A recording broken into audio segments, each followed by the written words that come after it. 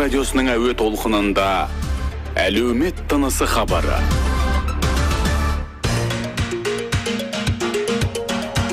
Армағайын Қазақ радиосының студиясынан мен Салтанат Сәдібек қызы эфирді әрі қарай дүйсенбілік әлеумет тынысы хабарымен жалғастырамын. Хабардың бейне түсірілімін осы сәтте сіздер радиомыздың Facebook және YouTube арналарынан тікелейде көре аласыздар. Біздің еліміз үшін халықтың саулығы, тұрақты даму мен әл-ауқатының артуының басты негізі. Сондықтан да ел медицинасы халықтың денсаулығын жетілдіру мақсатында кешенді жұмыстарында арттырып келеді. Бұндай мақсаттағы бастамалар әсіресе арты өлім жетімге апаратын қатерлі ауруларға кеңірек бағытталған, мәселен онкологиялық аурулар. Бұл орайда ел медицинасының басты мақсаты қатерлі ісік ауруын клиникалық көрініс бермей тұрып анықтау. Міне бүгінгі біз тоқталғалы отырған тақырып осы елдегі онкологиялық жағдайдың бүгінгі жай күйі және онымен күрес жолындағы медицинамыздың жұмысы туралы болмақ. Ол үшін біз студиямызға ұлттық ғылыми онкологиялық орталығының профессоры, медицина ғылымдарының докторы, онкохирургия бойынша бас кеңесші Адылханов Тасболат Алпысбесұлын шақырып отырмыз. Тасболат аға, қош келдіңіз студиямызға. Қайырлы таң, Салтанат ханым, осы міне Қазақ радиосының 100 жыл тарихы бар студиясына келгеніме өте қуаныштымын. Рахмет аға. Енді қадірлі тыңдаушы қауым, осы тұста айта кетсем, біздің эфир тікелейде, сондықтан да аталған тақырыпқа қатысты сауалдарыңыз болса, біздің Астана студиясының 75-72-75 нөмірлі телефоны қосулы, ал сауалдарыңызды жазбаша жолдаймын десеңіздер, WhatsApp номері 8-700-755-33-55. Енді Тасболат аға, сұхбатымызға ойыссақ, ең алдымен бірінші осы жаңа біз айтқан онкология мәселесі, бұл жағдай көрсеткіші қандай бүгінгі таңда? Осыдан бастасаңыз. Енді сөздің басында айтқым келеді. Жалпы адамды бірінші себеп болатын 3 дерт бар. Ол бірінші жүрек аурулары, екінші орында осы қатерлі ісіктер, онкология. Жалпы енді эпидемиология жалпы ситуацияны айтқан кезде осы Қазақстанда тіркеуде онкология пациент контингенті 190 адамнан астам болады.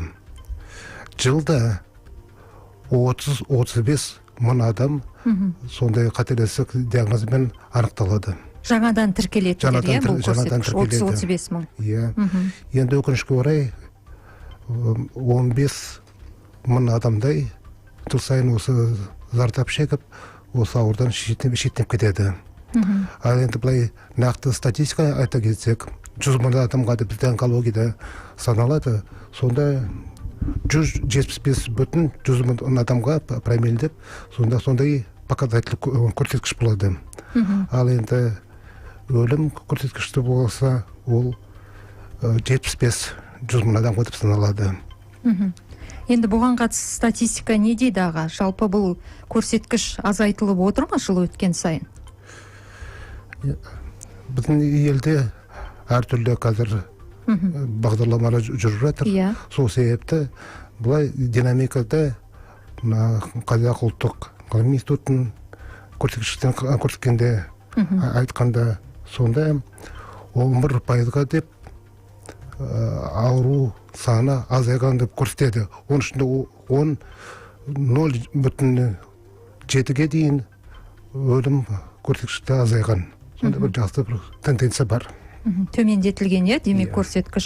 Енді осы қазіргі ауру құрылымы бойынша қандай обыр түрі біздің ел бойынша жетекші орынға ие? Бөлінеді ғой бұл да ісік аурулар. Әрине. Енді бәр онкология ауруларын 100% қалсақ, бірінші орында 13% ол әйел адамдардың омырауының қатерлі ісігі. Енді былай жалпақ сөзбен айта келсек, осы міне аудиторияда қазір 12-14 адам болса, оның ішінде бір әйел адам міндетті түрде өмірінде соған сонда ауру болуы мүмкін. Екінші орында ол өкпе қатерлерсізгі. Жалпы 11-12% құрады көрсеткіші. Көбінесе енді 90% ол өздеріңіз білесіздер, халықта біледі, ол темекі шегуге тікелей байланысты. Ал енді соңғы кездерде сіздер де байқап жүрген шығарсыздар, әйел адамда жас біздің қарындастарымызда темекі тартқанша себепті әйел адамның арасында да ақырын сол өкпе ісігі қазір өсею тенденциясы бар, көбею. Үшінші орында ол колоректалдық ісік дейді, былай айтқан кезде ол тікшектің және тоқшектің қатерлі ісіктері 9% құрады. Ол алдағы жүрген 3 локализация. Осы 3 түрі бойынша, жетекші орынға ие. Ал мына аймақтарды алып қарасақ аға, бұрындары мысалы айтылып келді, экологиялық жағдайы төмен аймақтарда басым осындай ауру түрлері деп. Қазір қай аймақ осы ауру бойынша жетекші орынға ие болып тұрған? Орынды да жақсы сұрақ. Енді көбінесе біздің онкология аурулары ол демографияны тура байланысты. Ал енді демография бойынша, бұлай статистика бойынша қазіргі алға жүрген облыс, аймақтар ол біріншіде Павлодар облысы, екіншіде солтүстік Қазақстан, үшінші орында шығыс Қазақстан облысы болып табылады. Сол облыстарда сол нақты өлім көрсеткіштері де жоғары, өкінішке орай. Енді осы онкологиялық ауру дегенде аға көбіне мынандай сұрақ туындайды, көп қойылатын сұрақ. Бұл ауру жалпы тұқым қуалай ма дейді. Өйткені екі түрлі ақпарат айтылады, бәрі емес бұл аурулардың. Бірақ тұқым қуалайтын жағдайлар да болады деп. Ол қандай жағдайларда? Осыны маман ретінде кеңірек түсіндіріп берсеңіз. Міне қазір екі сұрақ келіп түсті осыған байланысты. Тұқым қуалайтын ауруға жата ма деген мазмұнда.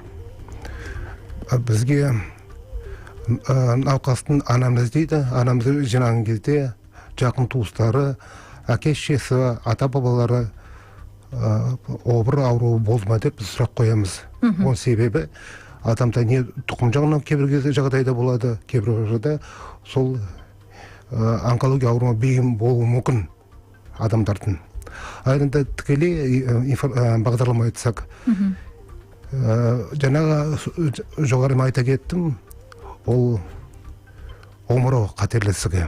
10%-ында ол тұқымға қуатын ауру. BRCA1, BRCA2 деген мутация болады. Сол себепті міндетті түрде ертегеш әйел адамда шешесінде болса, баласында, қыз баласында болуы мүмкін. Екіншіден, тағы да тұқым қуатын ол жанұялық полипоз деген ауру болады. Бұлай айтқанда жиі кездеспейді, дегенмен ондай ол атасынан, бабасынан, әкесінен солай балаларға келеді. Сол полип болған кезде тоқ ішекте, тік ішекте ол 100% обыр ауруына әкеледі. Енді бұлай тағы да басқа ауруларды айта кетсем, бүгінде мен клиникада бір науқас түсті, ол медулярды форма қалқанша бет қатерлісігі. О да екі түрде MEN1, MEN2 деген модификациямен тұқым қуы мүмкін, сол себепті ол кісілер емделгеннен зерттеледі қосымша. Осындай түрлері, тұқым қуалауы мүмкін. Енді осы жерде мынандай сұрақ туындайды аға, мүмкін сұрағым бір қызықта көрінуі мүмкін. Мысалы біз ақпараттар ізденген кезде, мысалы шетелдік жұлдыздардың демек ол елдерде рұқсат етілетін болуы керек. Мәселен жаңа тұқым қуалайды дегеннен шығады, анасы не әжесі жаңа осындай ауру түрімен ауырған кезде ол жаңа алдын алу мақсатында сол ағзасын алдырып тастайды екен. Кейбір елдерде осыған рұқсат етіледі екен. Біздің медицина бұл жағынан рұқсат етіле ме? Енді біздің елде біздің онкология жалпы ем методологиясы ол заманауи. Әр басқа елдерде қандай, бізде де сондай көзқарас. Енді алысқа бармай, бүгін мен бір консультация кеңес дейсіз бе, әр адамға жасадым. Сол кісіде омырау ісігінің беріс жаңағы мутациясы болды. Сол себепті алдын ала, екінші жақта уже қателесік болмай жатып, алдын ала операция жасау керек. Омырауын жасап, практика ретінде сол кісі қазір ойланып жатыр. Бізде де әрине ондай қолдана алады. Екіншіден жаңа айта кеттім. Бұл жерден өмірін сақтап қалу мақсатында, иә? Өмірін сақтап қалу, сосын алдын ала оның операцияны уақытында істегенде, генетика түрінде дәлелдегенде сондай мутация бар екен, онда көбінесе 100% онда өмір сақтап қалады. Жаңағы жанұялық полипозды айта кеттім. Алдын ала сол операцияның бәрін істеген кезде, маргинизацияға, обырға аударма жасаған кезде өмір сақтап қалуға үлкен бір жағдай туады. Бірақ жаңа менің сұрағанымдай, алдын ала өзінің өтінішімен, сұрауымен оған рұқсат етілмейді, ағзаны алдырып тастау біздің медицинада ондай жоқ қой. Нақты мутация дәлелдемесе, 100% ол малигнизация обырға ауыратын болса, алдын ала алып тастауға ондай методология жоқ. Ол бізде де жоқ, ол шетелде де жоқ. Нақты оны дәлелдеу керек. Енді бұл ауру түрін жалпы алдын ала белгі берілмейтін ауру түріне де жатқызады, бұған қатысты маман ретінде не дейсіз? Енді өзіңіз сияқты кейбір мамандар айтып жатады, берілмейді деп айтамыз, бірақ адамның өзінің ауыра бастаған тұсында алдын ала емделу керек деп жатады, бірақ көп жағдайда ол ісік болып анықталмай жатады ғой. Өкінішке орай, Салтанат ханым, тыңдаушылар, енді мына обыраулары бірінші, екінші сатында көбінесе ол белгі бермейді. Тек үшінші сатыда барған кезде асқазан болса ол тамақ өтпеу, өңеш ауру болса ол қылтамақ клиникасы симптомы пайда болады. Енді жыныс жолдары болса ол жаңағы ірін, қан кету, тоқшектікті солай. Сол себепті сондай кеш келетін көбіне себебі сол. Арнайы сол біздің Қазақстанда кешен бағдарламары бар, сол себепті біраз алдын ала табу деген жұмыстар істеліп жатыр. Айбек есімді тыңдаушымыз сұрақ жіберіпті. Менің анам бірінші стадия деп айтты, омыраудан ісік бар. Операция жасалады, бірақ толық айығып кетеді деп айтты. Бұл рас па? Операциядан кейін ол ісік ушығып кетуі мүмкін бе деп уайымдаймыз деп. Өзінің сауалын жолдаған екен. Жаңағы Айбек мырзаға жауап беретін, бірінші сатысында омырау безі табылған кезде емделуге 100%-ға жақындық коэффициенті жаңағы мүмкіндік бар.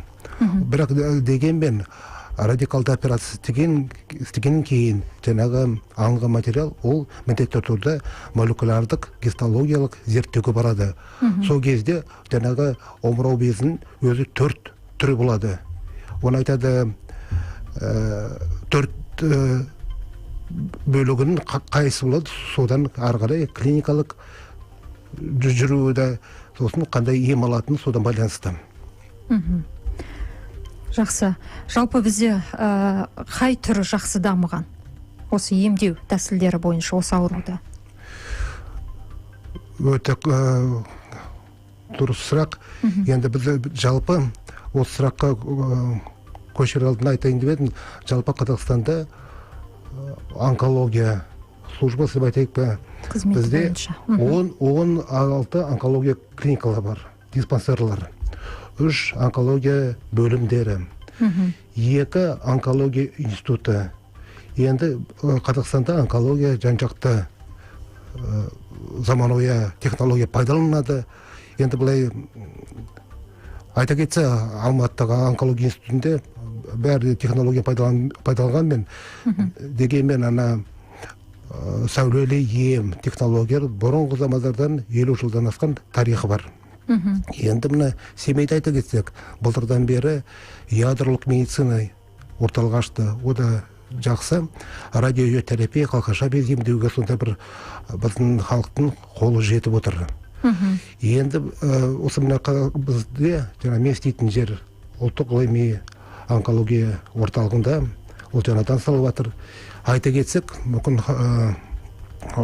біраз кісілер білмес, бізде өте дамыған ол онкогепатология, гепатобилиарды хирургия. Гепатобилиарды айтқан дегенде бізде қазақта сұрайды, басаман бауыр сау ма деген сияқты. Сол бауырды емдейтін, ұйқы безді емдейтін ол сондай бөлім бар. Тіпті бір күрделі жағдай болған кезде мультидисциплинарды топ, оның ішінде дәрігер, гепатолог, гастроэнтеролог, хирург, олар трансплантация, бауырды трансплантациясын жасайды. Екінші бір жақсы бір үлкен жоғары технология, ол мына бүйрек ауруында. Нефролог қосылып, уролог, тіпті кішілері жүрмегенде структура болғанда пластика жасап, кейбір жағдайда хирург трансплантолог қосылып, бізде сол бүйрек трансплантация дамыған. Жыл сайын 50 шақты науқас сондай ем алады. Енді арғарай жалғастыра келіп, мен айтайын деп едім, қазір өте дамып келе жатқан ол онкоэндокринология. Оның ішінде қалқанша бездің ісіктері, оның маманы өзімді болып табыламын, көп жылдар шетте істедім. Ал енді қазіргі заманауи технология айта кетсек, ол мына интервенциялық онкология дейді. Ол не деген? Тіпті тамыр жолмен барып, ісік болған кезде тіпті бауырда болса, соны химиябилизация, стенд салу тәсілдері.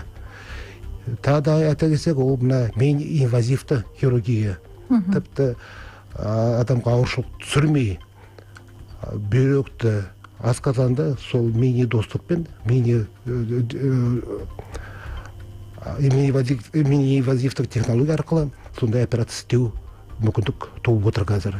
Енді айта кетсе, ол мүмкіндіктер көп, оның ішінде молекулярдық генетикалық зерттеу, онкореабилитация, психология, психотерапия, соның бәрі қазір бізге алланың сәті салып, соның бәрі дамып жатыр. Енді Тасболат аға, өзі жалпы осы дертті зерттеп, зерделеу бойынша жалпы ғылыммен өзіңізде айналысып жүрсіз, бүгінгі күнде. Енді осы күнде осы онкологияда кадрлық әлеуетпен ғылымды дамыту ісі қаншалықты реттеліп отыр? Енді сіз дұрыс айттыңыз, өзімді талай жылдарым, 34 жыл істеймін, 10 шақты астам жас ғалымдарды дайындадым. Шәкірттерім бар осы онкологияға. Жылда Қазақстанда медицинада жалпы 170-190 PhD докторантураны аяқтап, жас ғалымдар шығады. Жалпы енді мына ғылым жөнінде айтсам, өздеріңіз де білетін шығарсыздар, бізде мына Қазақстанда 22 мың ғылыми қызметкерлер бар. Ол мына коэффициенттігін бар, 1 миллионға 1170 адамдай келеді.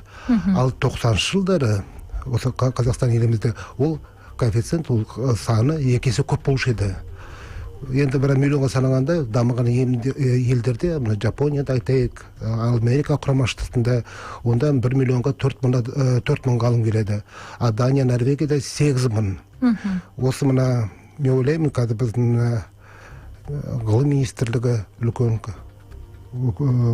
көңіл бөліп жатыр. Биылдан бастап ғылыми гранттар көбейді. Оның ішінде нақты жастарға арналған ғылыми гранттар. Потому что мына ғылым дамыту үшін ол нақты қаржылықтың байланысты. Сіздер білесіздер, ВВП дейді, бізде былтырғы жылдарда 0,17% бөлінетін қаражат. Енді нақты бұлай нәтижесі болу үшін, кадр дайындау үшін ең кемінде ол 1%-дан құралу керек. Жақсы, енді аға, жалпына онкологиялық көмек көрсетудің қол жетімділігі тоқталайықшы, осыған қатысты министрлікте де өткенде айтылған болатын, кешенді жоспар құрылады деп. Бұл енді алдыңғы жоспарлардан айырмашылығы бар ма алдағы осы атқарылатын жұмыстарға қатысты? Қазір мына кешенді жоспарға қабылдалып отыр. Біз қазір істеп жатқан ол кешен жоспары 25 жылға, бірақ қазір әр кешен жоспарында инновация технология таргенттік дейді, алдын ала ана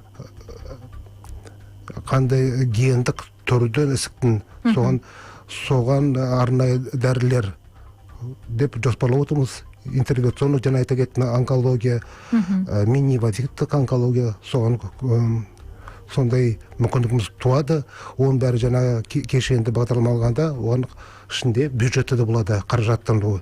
Сонда бір жақсы бір мүмкіндіктер туады деп ойлаймыз. Енді мен айта кетейін, жалпы мен істеп жүрген орталықта мүмкіндік болса келесі жылдары уже протондық терапия деп қосылады. Ол сәулелі емнің бір түрі. Орталық Азияда жалпы бұрынғы Совет одағы жерлерінде ол серекей десетін технология. Тағы да сондай сәулелі емдер, мүмкіндіктер пайда болады. Соны ойлаймыз, сол кешенді бағдарламаға соның бәрі кіреді деп ойлаймын. Тыңдаушымыздан келіп түскен сұрақ, ағам облыс орталығында емделіп шықты, ары қарай емін жалғастыру үшін біз ұлттық үлкен Астанадағы орталыққа барып ем аламыз ба? Ол үшін не істеу керек? Ол үшін біріншіден бюджет арқылы емделетін болса, онда бізде ана тұрған жерде ПМСП поликлиникада онкологтар бар. Бізге жолдама алып тегін емделуге болады бюджет ретінде. Екіншіден ақыл ретінде емделуге болады. Ол үшін колл-центр бар, консультация, онда сондай мүмкіндік туып тұр қазір.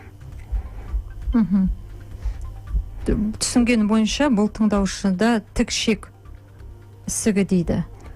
Ол шамамен ақылы болған жағдайда сумасын айта аласыз ба жобамен? Қаншаға емделеді?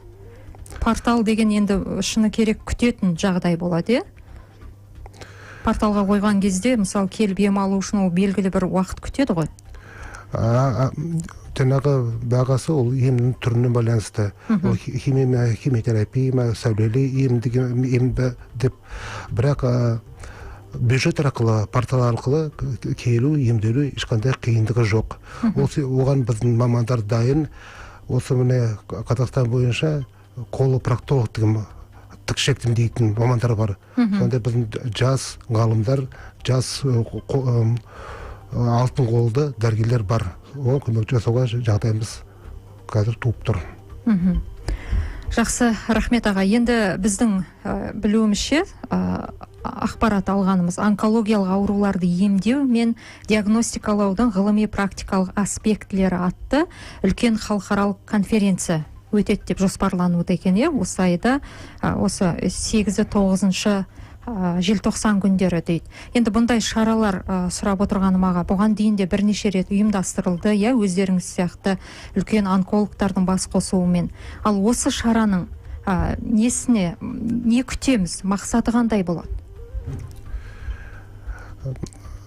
Қазіргі заманда онкология ең күрделі, тез өзгеретін медицина аспектіне табылады.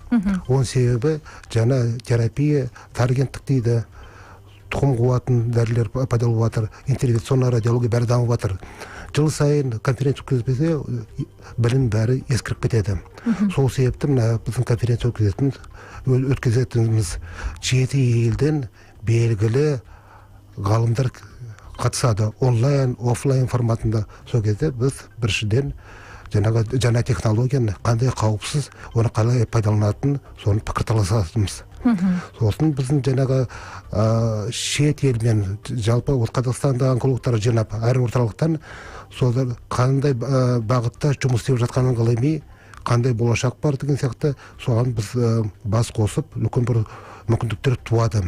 Енді айта кетсек, онкологияда қазір демеу онкология деген бір жаңа тенденция бар. Екіншісі ол паллиативті ем. Қандай паллиативті ем жасауға бұл Қазақстандағы мүмкіндік туады, оны шет елден де жақсы дамыған, содан біз жақсы бір ақпарат алып, мүмкін жұмысымызда пайдаланамыз. Үшіншісі ол жаңағы интервенционный радиологияны айта кеттім, жаңа қандай реконструктив пластикалық онкологияда адамның сапасын сақтайтын қандай технология пайдалануға болатын, онда бір жақсы бір сұхбат бола ма, жақсы бір диалог бола ма, соны үміттеміз. Сондай дүниелер күтілуде, иә? Жақсы аға, біздің де хабарымыз аяқталуға жақын. Енді маман ретінде бүгінгі эфирді пайдалана отырып, біздің тыңдаушыларымызға осы дертке қатысты ма екен, өзіңіздің қандай кеңесіңіз болса? Мархабат. Енді жалпы жаңа айта кеттім, 34 жыл жалпы медицина істегенде, оның ішінде 25 жыл онкологияда. Айтарым, онкологиядан ол күрделі ауру болса да, одан ешқандай қорып қажеті жоқ. Қазіргі технологиямен үлкен бір жақсы мүмкіндіктер пайда болды. Науқастар көбінесе бізде жақсы тұрып жатыр. Сол себепті уақытында өтіп, скрининг программасы бізде бар. Ол жаңағы жатыр мойнына әр адамдарға өтінемін, соған барғанда 30 жастан. Ерте диагностика. Ерте диагностика, алдын ала диагностика, оны үкімет қаржыландырылады. Екіншісі, ол жаңағы омырау қателескен айта кеттім. Маммография 2 жылда бір тегін үкімет қаржыландырады. Соған бар болады 40 жастан бастап 70 жасқа дейін. Жаңағы айта кеттім, ішкі құрылыс, тікшектің, тоқшектің қатерлестеріне оған да скрининг бағдарламалары бар. 50-80 жасқа дейін. Ондай скрининг бағдарлама мүмкіндік тек әр елде жоқ. Қазақстан еліміз осы біздің министерство оның өте қатты көңіл аударып отыр. Енді науқастардың да біздің тыңдаушылардың да жалпы дәрігерлердің мақсаты бір, ол біздің еліміз дамысын, ал еліміз даму үшін халқымыз, жалпы бәріміз денсаулығымыз маңызды болу керек, жақсы болу керек. Жақсы аға, осындай қатерлі дертпен күрес жолындағы жұмыстарыңыздың игілігін берсін дейміз, оның игілігін халық көрсін деген тілек бізден аға. Алдағы жұмыстарыңызға да табыс тілейміз, аман болыңыз. Амин, рахмет. Қадірлі тыңдаушы қауым, бүгінгі біздің спикеріміз ұлттық ғылыми онкологиялық орталығының профессоры, медицина ғылымдарының докторы, онкохирургия бойынша бас консультант Аділханов Тасболат 65 ұлы болды. Ал хабарды жүргізген мен Салтанат Сәдібек қызы, келесі эфирде амандықпен тілдескенше.